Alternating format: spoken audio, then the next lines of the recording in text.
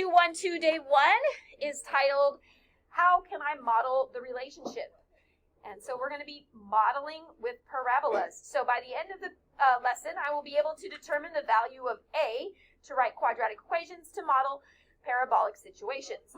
The diagram at right shows a jackrabbit jumping over a 3-foot high fence.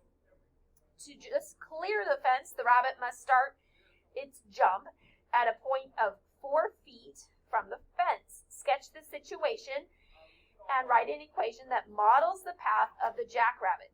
Show or explain how you know your sketch and equation fit the situation. Okay, so in your group of 4, your team goal is to work through this problem without any help from the teacher. If you solve this problem completely with your team with no hints, then you will receive 3 bonus points on this assignment. Okay, so if I give your team a hint, I'm going to mark them off. Okay, so right now you can fill in 3 points. So let's just say you guys don't use any hints. You get 3 points. Okay, so you're going to start by writing the problem in your own words down at the bottom of this page. So in your own words, rewrite the problem. And if you all have the same thing, that's fine. Okay. And then on the back, it says, how can we make the graph fit this situation? Be sure to label your axes and describe important points on your graph. And then you're going to stop. S-T-O-P, stop. You're going to check in with your teacher to make sure your graph is accurate.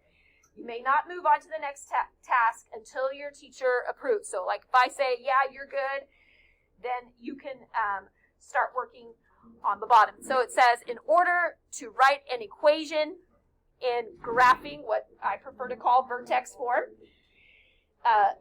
your team will need the parameters A, H, and K. First, determine what the values H and K are from your graph on the first page. So find your H and your K, and then write your possible equation on this line. Then down at the bottom it says, how can we be sure that your equation fits the solution? And it says someone to grab graphing calculators. We're obviously going to use the Desmos.